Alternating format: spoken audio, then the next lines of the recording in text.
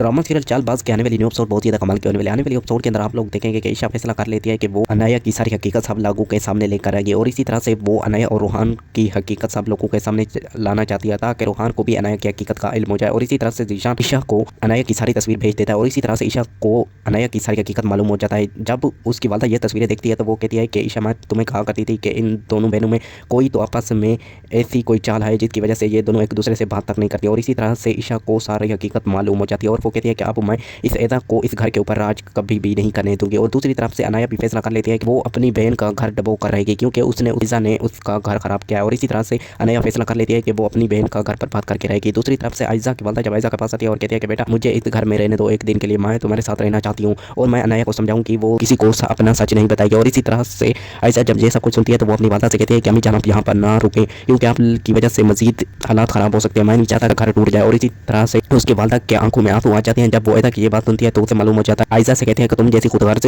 बेटी मैंने अपनी जिंदगी में नहीं देखी जो कि अपने घर को बचाने के लिए कुछ भी कर सकती है। और इसी तरह से आयजा कहती है अम्मी जान ऐसी कोई बात नहीं है, आप चली जाए यहाँ से। और इसी तरह से आयजा की वालदा को आयजा के ऊपर बहुत ज्यादा दुख होता है। और दूसरी तरफ से ईशा फैसला कर लेगी कि वो ये तस्वीरें रूहान को सेंड कर दे। और इसी तरह से रूहान जब ये तस्वीरें देखेगा तो सारी हकीकत अनाया की सब लोगों के सामने आ जाएगी और इसी तरह से आयजा रिश्ता भी असर से हमेशा हमेशा के लिए टूट जाएगा। ये सब आपको ड्रामा सीरियल चालबाज के आने वाली एपिसोड में मालूम होगा।